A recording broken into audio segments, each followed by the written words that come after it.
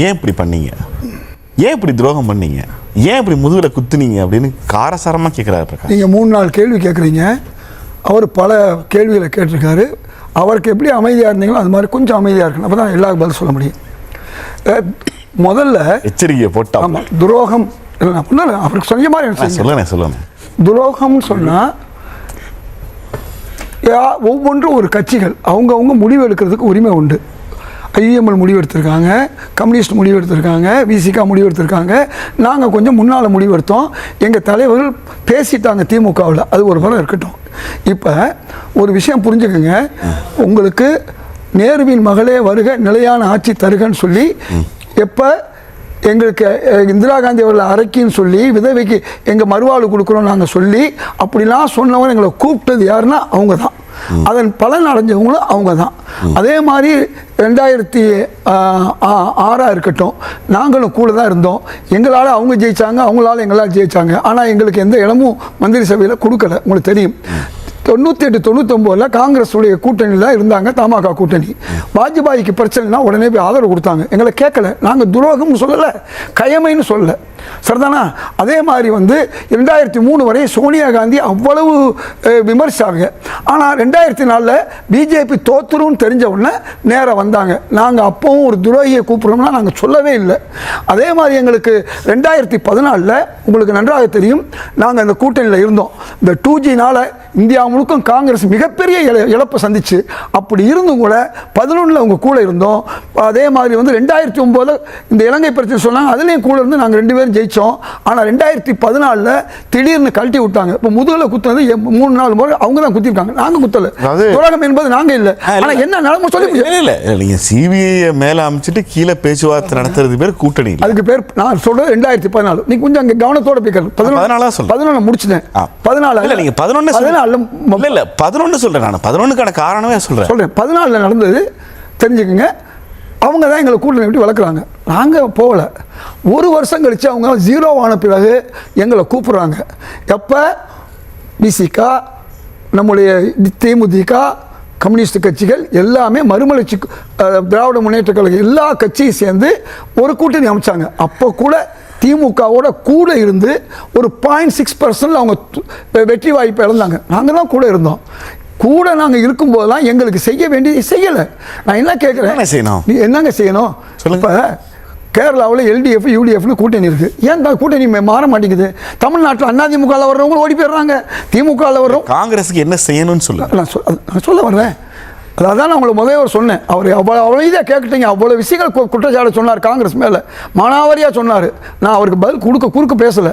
ஏன் பேசலாம்? நீங்கள் எனக்கு கொஞ்சம் இடம் கொடுப்பீங்கன்னு தான், வேறு ஒன்றும் இல்லை. அப்போ LDF UDF ஏன் இருக்குது?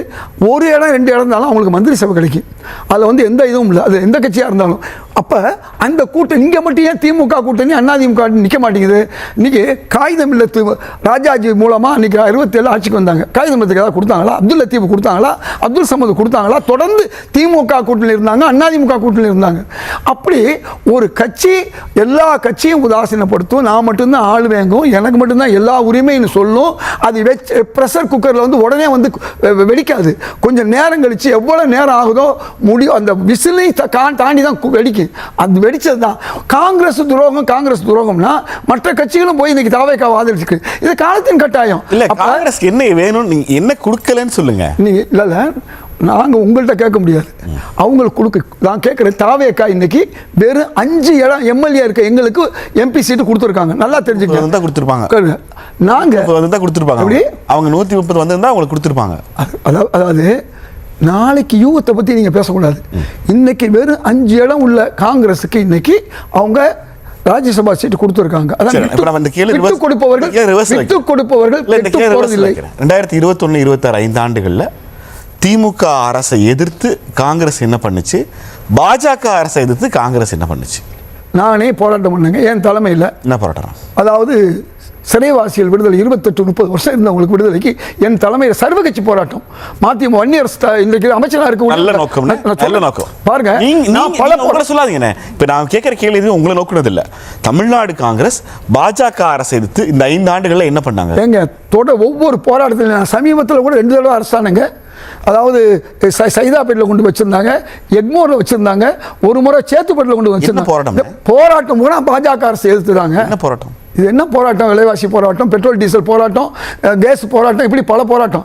அது ஊடக பலம் எங்களுக்கு இல்லாதனால, ஒரு மதிமுக கூட ஒரு ஊடகம் இருக்கு, எங்களுக்கு இல்ல. அதனால எங்களுடைய பலம், நாங்க செய்யற போராட்டமோ ஆர்ப்பாட்டமோ தெரியல. இப்ப அவர் சொன்ன Waqf board, CIA, delimitation, one nation இந்த எந்த விஷயங்களுமே உங்க வாயிலிருந்து வரல. நீங்க சொல்றதே விலைவாசி சொல்றேன். பாஜக அரசு 5 வருஷங்கள்ல காங்கிரஸ் பிரகாசம் வந்து முழுசா அனுபவிச்சீங்க. உங்கள்ட்ட ஒரு 2 நிமிஷம் கூட நான் கேட்கல. உங்கள்ட்ட நீங்க இவ்வளவு கேள்வி கேட்கறீங்க, ஒரு கேள்வி அவர் கேட்கல. திமுகவை பத்தி நான் இவ்வளவு சொன்னேன், ஒரு கேள்வியாவது உங்களால உங்களுக்கு வரலாறு தெரியாதா? அமைச்சரவையில இடம் பிடிச்சவங்க தான் கேள்வி கேட்க முடியும். கேட்கறது தோத்தவங்கள்ட்ட எப்படி கேள்வி கேட்க முடியும்? ஏன்னா நீங்க தோத்தாடியில இருந்து கேள்வி போய் ஜெயிச்சடியில ஜாயின் பண்ணிருக்கீங்க. கேள்வி உங்களுக்கு தானே கேட்க முடியும். இல்லங்க பிரகாஷ் கேள்வி முதல் விஷயம், பிரகாஷ் பத்திரிகையாளர், அவர்ட்ட நான் ஏன் கேட்கணும்? ஒட்டுமொத்தமா காங்கிரஸ் தப்பு சொன்னாரு, எங்களால தான் தோத்தாங்கன்னு வடநாடு சொன்னாரு. நீங்க பொலிட்டிக்கல் பார்ட்டி பதில் சொல்ல வந்திருக்கீங்க, உங்களை கேள்வி கேட்பாங்க. அவர் பத்திரிகையாளர், அவர் நான் ஏன் கேள்வி கேட்கணும்? அவர் கட்சியா கிடையாது, சிம்பிள். நீங்க பதில் சொல்ல கடமைப்பட்டிருக்கீங்க. சொல்லவா? சொல்லுங்க. 5 சீட்டு உள்ளவங்க கொடுத்தாங்க சொன்னேன். நாங்க ஒவ்வொரு முறையும் 17-18 சீட்டை திமுக கொடுத்து 3 முறை கொடுத்தோம். 54 எம்எல்ஏ, 56 எம்எல்ஏ கொடுத்தோம்.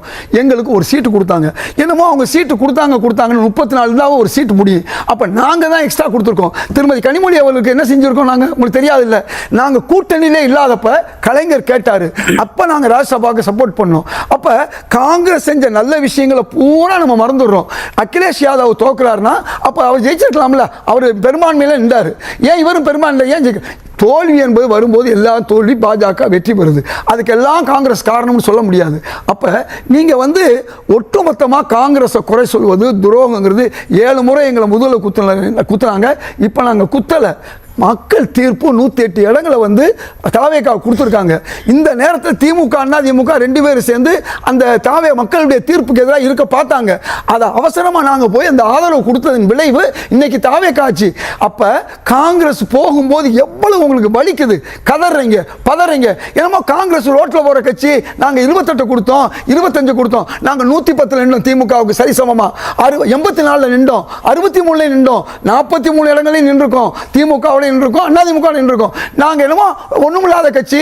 அது என்ன செஞ்சாங்க? ஆட்சியில தான் இருந்தீங்க. கேளுங்க, தேர்தலுக்கு முன்னால இந்த 25 குறைக்கிறதுக்காக வேண்டி பல ஊடகங்கள்ல திமுகவுக்கு ஆதரவா பேசணும்னு சொல்லி சிலர் என்ன செஞ்சாங்கன்னா, காங்கிரஸ் ஒண்ணுமில்ல 15 கூட பெறாதுனாங்க. அப்புறம் நாங்கள் அதிகாரத்தில் ஆட்சியில் பங்குன்னு சொன்னோம்னா அதை கிண்டல் பண்ணாங்க. அதுக்கடுத்து 28 கேட்கும் ஒவ்வொரு முறையும் நான் தொலைக்காட்சி ஊடக ஒரு செகண்ட் ஒரு தவறான தகவல் போற போக்கில் சொல்லிட்டு போறது அனுமதிக்க முடியாது. 2014 விருதுநகர் இல்லைன்னு நீங்க 14க்கு நான் பதில் சொல்ல உங்கள்ட்ட வரேன். 2014 விருதுநகர்ல திமுக கூட்டணி அப்போது தனித்து காங்கிரஸ் இல்லாம இருந்தாங்கல்ல, அப்போ அவங்க 39, மாணிக்கம் தாக்கூர் காங்கிரஸ் தனியாக 3% வாங்கினாருன்னு. 39-3 ஒரே நம்பரு. இதில் யாருக்கு தூக்கி சுமந்தாங்கன்னு எனக்கு புரியல. இப்போ கேட்டால் 3% நாங்கள் ஆட்சியாளர் தான் சொல்லுவாங்க. சொல்றாங்களா இல்லையா? உங்க வலிமைன்னு ஒன்று இருக்கு. நான் காங்கிரஸை குறைச்சு மதிப்பிடல. எனக்கு உங்க வலிமையை உயர்த்துவது கடந்த 15 ஆண்டுகள்ல நீங்க ஆட்சியில் இருந்தபோது நீங்க பாருங்க, தொலைக்காட்சியில தொடர்ந்து நீங்க தான் பேசுறீங்க, என்ன பேச விடல. கேள்வி கேட்டீங்களா? பதில் சொல்லுமா இல்லையா? மாறான தகவலை பேசிட்டே இருக்கும்போது நான் ஆதாரபூர்வமா உட்கார்ந்திருக்கிறது, ஆதாரபூர்வமா நான் சொல்லிக்கிட்டே இருக்கேன். ஒவ்வொன்றையும் என்ன ஆதாரம்? ஏன் இவ்வளவு நேரம் சொன்னது ஆதாரம் இல்லையா? வருஷ பிரகாரம் சொன்னேனே, அது உங்க ஒப்பீனியன். அது எப்படி ஆதாரமா? எப்படி ஒப்பீனியன் நீங்க சொல்ல முடியும்? எப்படி நீங்க ஆதாரம் சொல்றீங்க? நீங்க மட்டும் சொல்றதெல்லாம் ஆதாரம் அப்படியே நான் 2014 ரிசல்ட் நம்பரோட சொல்றேன், அதான் ஆதாரம். நீங்க சொல்றது ஒப்பீனியன் இல்லையா?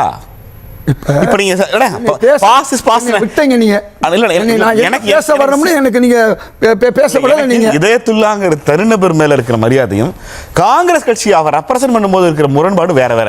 ரெண்டையும் குழப்பிக்காதீங்க. எனக்கு இந்தியா கூட்டணியில யார் இருக்கா தொடர்ந்து காங்கிரஸை இழிவுபடுத்துவது என்பது பல பேர் செஞ்சுக்கிட்டு இருக்காங்க. அதுக்கு பதில் கொடுக்க நாங்கள் வந்தால் எங்களை பதில் கொடுக்க விடலை. இந்த நேரம் இவ்வளோ நேரம் நான் சொன்னேன் ஆதாரபூர்வமாக 1999, 2004, 2006 சொன்னேன், 2014 கழட்டி விட்டாங்க. வேற வழி இல்லாமல் எங்களை கூப்பிட்டாங்க. நேருவின் மகளே வருகன்னு அவங்க தான் கூப்பிட்டாங்க. இந்தியாவின் மருமகளே வருக, இந்தியாவின் மருமகள், இதெல்லாம் நாங்கள் சொன்னோம். அவன் கூப்பிட்டாரு, ஏன்னா வந்தீங்க? நான் வர முடியாது சொல்லிட்டு நீங்க கேட்கறது உங்களை போங்கன்னு சொல்லிட்டு திரும்ப வாங்கன்னு கூப்பிடுறாங்க. ஏன்னா வரீங்க? நாங்க என்ன சொல்றோம்? வர முடியாதுன்னு சொல்லிருக்கலாம். நீங்க ஏன்னா வந்தீங்க? நீங்க வந்தனால தானே இப்ப உங்களை நடத்துறாங்க அப்படி. அப்ப நீங்க காங்கிரஸா இல்ல நீங்க நான் காங்கிரஸ் தான், எனக்கு கஷ்டமா இருக்குல்லண்ணே. இல்ல, அவங்க போங்க மகன், நீங்க போவீங்க, வாங்கினா திரும்ப வந்துருவீங்களா? அரசியல்ல நிரந்தர நண்பனும் இல்லை, நிரந்தர எதிரியும் இல்லை. நீங்கள் தான் பல தடவை பேசியிருக்கீங்க. அப்போ நாங்கள் அதை செஞ்சால் நாங்கள் மட்டும் தப்பு பண்ணுறோம், நீங்கள் இல்லை. இப்போ 2 நிமிஷம் நீங்கள் அனுமதிக்க மாட்டேங்கிறீங்களே என்னைய. அவ்வளவு நேரம் பிரகாஷ்க்கு நீங்கள் கொடுத்தீங்க. முதல்ல பிரகாஷ் கேட்குறேன், அவர்கிட்ட கிராஸ் கொஸ்டின் பண்ண வேண்டிய அவசியமே எனக்கு இல்லை. அவர் கிடைக்கிற ஒப்பீனியன் தகவலை சொல்றாரு, நீங்க பதில் சொல்ல. கோர்ட்டு இப்போ நீங்கள் நீதியரசர், நீதிபதி நியாயமா இருக்கணும். நான் வழக்கு நீங்கள் வழக்கறிஞராக வச்சுக்கோங்க, நீதிபதி ஆயிருங்க. இது கோர்ட்டு. எனக்கு கொஞ்சம் அனுமதி. எனக்கு ஒரே ஒரு கேள்வி, இப்போ இந்தியா கேள்வி மேலே கேள்வி ஒரு கேள்விக்கும் பதில் சொல்ல முடியல. லாயர் கேள்வி கேட்க செய்வார். இந்தியா கூட்டணியில இப்ப தாவேக்கா இருக்கா இல்லையா, நாங்க நம்பலாமா வேணாமா? அனுமானத்துக்கு பதில் சொல்ல முடியாது இன்னைக்கு. ஆனா நீங்க இந்தியா முக்கியமான இந்தியா கூட்டணி 8ஆம் தேதி கூடும்போது யார் யார் இருக்கான்னு அப்ப தெரியும். திமுக யார் யார் வரலன்னு சொல்லிட்டாங்க. அது அவங்க விருப்பங்க, ஒரு கட்சி விருப்பங்க.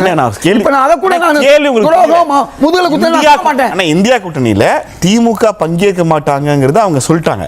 அவங்க அடிஷனலா என்ன சொல்றாங்க, காங்கிரஸ் இருந்தா நான் அந்த பக்கத்தே வர மாட்டேன்ட்டாங்க. இப்போ காங்கிரஸ் தான பதில் சொல்லணும். அந்த பதில நான் கேக்குறேன்.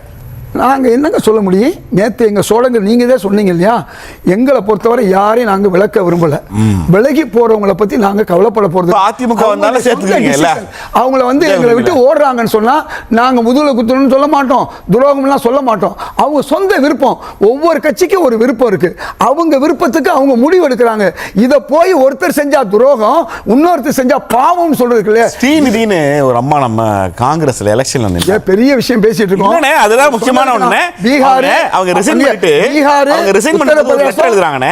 அந்த லெட்டர்ல என்ன சொல்றாங்கன்னா, 26 தேர்தலில் கூட்டணி கட்சிகள் எங்களுக்காக மாடு போல உழைத்தார்கள், சொந்த கட்சி என்று வந்து எட்டி கூட பார்க்கலன்னு ஒரு காங்கிரஸ் எம்எல்ஏ வேட்பாளருக்கு எழுதிட்டு ராஜினாமா. என்ன எங்க கட்சிக்காரங்களாம் எனக்கு ஹெல்ப் பண்ணாங்க, கூட்டணி கட்சி ஒத்துழைக்கலங்கிற புகாரை பார்த்திருக்கேன். தமிழ்நாட்டில் ஒரு காங்கிரஸ் வேட்பாளர் கூட்டணி கட்சி எனக்காக நாயா உழைச்சாங்க, சொந்த கட்சிக்காரங்க வந்து திரும்பி பார்க்கல, அதனால ராஜினாமா பண்ணிட்டேன்னு சொன்னாங்க. தமிழ்நாட்டில் காங்கிரஸ் எம்எல்ஏ ஜெயிக்கிறதுக்காக பேசிடுங்க. கொஞ்சமாவது ஒரு கேள்வி ஸ்ரீநிதி சொல்லிட்டீங்க. திமுகவுடைய மந்திரி மூர்த்தி, திமுகவினர்கள் நாசமா போனதுக்கு, தோத்து போனதுக்கு திமுகவினர் தான் காரணம் இல்லாங்க. அவங்கள மட்டும் பண்ணல, எங்களே 5 இடத்துல சுருக்குனதுலயே அவங்க வேலை பார்த்தாங்க. அதுல ஸ்ரீநிதி ஒண்ணா கூட இருக்கலாம். உங்களை 18 இடத்துல தோக்கடிச்சாங்களே தாவேக்கா, எனக்கு அது இல்ல, அது முக்கியம் இல்ல. நீங்க நாங்க எதிர்கூட்டணியில தான் இருக்கோம். இப்பதானங்க சார் நீங்க கேட்கிற கேள்வியில கொஞ்சம் நியாயம் இருக்கணும். கேள்வியிலையும் நியாயம் இல்ல, பதிலையும் நியாயம் இல்லைன்னா ஓட்டு வாங்கிங்க அமைச்சர் நாங்க ஒன்னும் பின்னடைவுல சந்திக்கல. நீங்க சொல்லுங்க, 50 ஓட்டு வாங்கிட்டு நீங்க அமைச்சர்கள் இருக்கலாமா? நாங்கள் 50 இடங்கள்ல இருந்து இன்னைக்கு 100 இடங்களுக்கு போயிருக்கோம். 4 ஆட்சியில் இன்னைக்கு 6-7 இடங்களில் கூட்டணியாகவும் தனியாகவும் நாங்கள் வாழ்ந்துக்கிட்டு இருக்கோம். நாங்கள் ஒன்றும் பின்னடைவில் சந்திக்கல. 300 இடங்கள்ல இருந்து 400 இடத்துக்கு போகிறவன் 240க்கு கீழே கொண்டு வந்திருக்கோம். இதை பற்றிலாம் நம்ம பேச மாட்டோம். யாரோ ஒரு தொகுதியை பேசுறீங்க. இன்னைக்கு மூர்த்திங்கிற அமைச்சர் சொல்லியிருக்காரு, திமுக நாசமாக போனதுக்கு, திமுக தோத்ததுக்கு திமுகவினர் தான் காரணங்கிறாங்க. அந்த தலைப்பு நீங்கள் எடுத்திருந்தீங்கன்னா ரொம்ப சந்தோஷமா. லீடர்ஷிப் குவாலிட்டியில் தேர்தல் தோல்விக்கு நான் பொறுப்பேற்கிறேன்னு முக ஸ்டாலின் சொல்றாருன்னா, இன்னைக்கு நான் முன்னாள் முதல்வர் ஸ்டாலின் அவர்களை பாராட்டுறேன். அவரை ஏமாத்திட்டாங்க. 5 வருஷம் அதிகாரியை ஏமாத்துறாங்க. 4.25 வருஷம் அவரை நான் பார்க்க முடியலங்க. நான் நினைச்சா பார்க்கக்கூடிய ஒருத்தரை பார்க்க முடியலங்க. 4.25 வருஷம் கழிச்சு தான் அவரோட வாக்கிங் போக முடிச்சு. அப்ப 2 விஷயத்தை சொன்னேன், 4-5 விஷயம் சொன்னேன், 2 செஞ்சாருங்க. நான் இதையும் சொல்றேன். அதே நேரத்தில் 7 அமைச்சர்கள் ஒரு வாரமா சந்திச்சேன். தாவேக்கால போய் எல்லா காரியமும் செஞ்சு முன்னால திரு நிர்மல் குமார் இந்த பாருங்க, நீங்க சொன்னது ரெடி பண்ணிட்டோம், சிஎம் கையெழுத்துக்கு இருக்கிறாரு. அப்ப ஒண்ணும் இல்ல, பொது விஷயம். 37 வயசு பரீட்சை 47 கேட்டோம், செய்யறோம்ட்டாங்க. 5 வருஷமா சமூக நீதி அரசு செய்யல. சமூக நீதினா என்ன? பிசி ஓபிசிக்கு தான் கேட்கிறேன். இந்தியாவில் பிஜேபி ஆளுகிற மாநிலங்களில் 49 வயசு 47 வயசு வரை எழுதலாம். 2.5% 7.5 அவர் கொடுத்துட்டாரு. யார்? எடப்பாடியார். இந்த 2.5% 5 வருஷமா அரசு உதவி பெறும் பள்ளிக்கு கொடுங்க அப்படின்னு கேட்டேன். 5 வருஷமா கொடுக்கலங்க. இப்படி பல கோரிக்கைகளை கொண்டு போய் நான் வைக்கிறேன். அதே மாதிரி வந்து உங்களுக்கு இந்த 3% என்னுடைய திருமண விழாவுக்கு வந்த கலைஞர் அவர்கள் நான் 5% வாக்குறுதி அளிச்சார். இன்னைக்கு வீடியோ இருக்கு. அது 5 வருஷமா கேட்டுக்கிட்டு இருக்கேன். 0.5% கூட கொடுங்க, இந்த 3 கொடுங்கன்னு சொன்னேன். எதையுமே செய்யலைங்க. நான் இல்லைன்னு சொல்ல. ஆனா எனக்கு 4.25 வருஷம் கழிச்சு ஒரு காமராஜர் விருது கொடுத்தார். நான் பாராட்டுறேன். எங்க காங்கிரஸ் கட்சியே எனக்கு எதுவுமே செய்யல, அவர் செஞ்சார், அது வேற விஷயம். விருது தான் கொடுத்தாரு. அதே நேரத்தில் எங்க திமுகவில் ஒருத்தருக்கு வந்து வாரியம் கொடுத்தாரு, வேற எதுவுமே கொடுக்கலங்க. காரணம் கொடுக்க விடல. நான் முதல்வரை கூட சொல்ல மாட்டேன், அங்க இருக்கக்கூடிய அதிகாரிகள் சொத்து வரி 100 தான் ஏற்றணும், நாங்கள் 100 தானே ஏற்றிருக்கணும், 200 ஏற்றுனாங்க. போய் நேர போய் கேட்குறேன், அங்கே ஒரு 25ஆவது குறைங்க. பார்லிமெண்ட் தேர்தலில் ஒவ்வொரு லட்சம் ஓட்டு நீங்கள் பார்லிமெண்ட்டில் இழந்திருக்கீங்க, தயவு செய்து செய்யுங்கன்ற. இல்லை இல்லை செய்ய முடியாதுன்றாரு. அதே நேரத்தில் இன்னொரு காரியம் செஞ்சு சென்றார். அதே மாதிரி பரோலுக்கும் அந்த விடுதலைக்கு அமைச்சர் ரகுபதிட்ட போனேன், செஞ்சார்.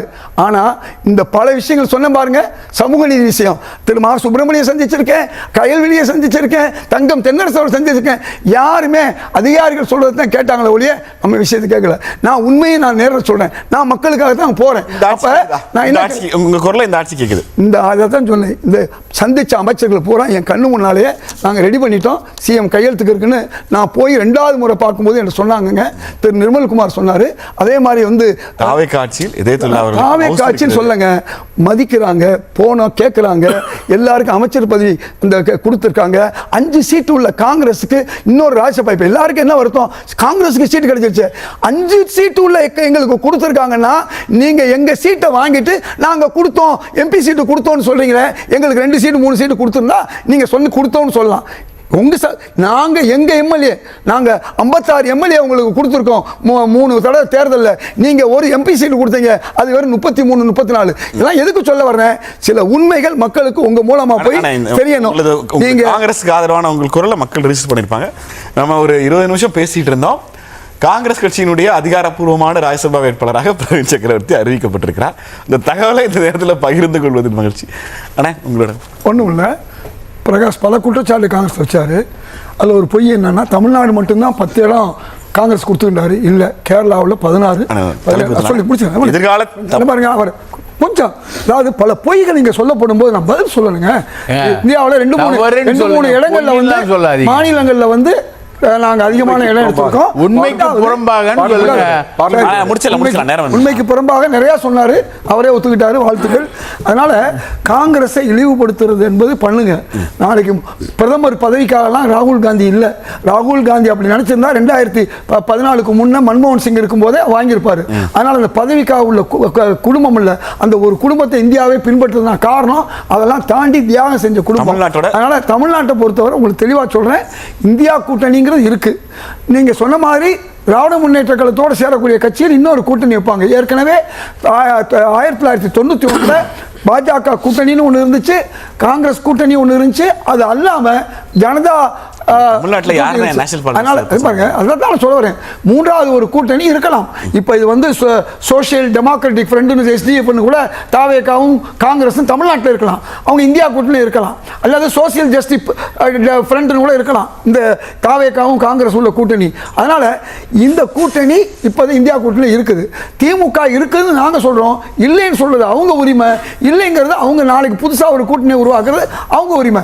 எல்லா கட்சிகளுக்கும் உரிமை உண்டு, சேர்வதும் பிரிவதும் அவங்களுடைய சொந்த விருப்பம். இதுல துரோகம் முதுகுல குத்துன்னு சொன்னா, திமுக வந்து காங்கிரஸ் 7 முறை குத்தி இருக்கு, நாங்க 1 முறை குத்துனதா வச்சுக்குவோம்.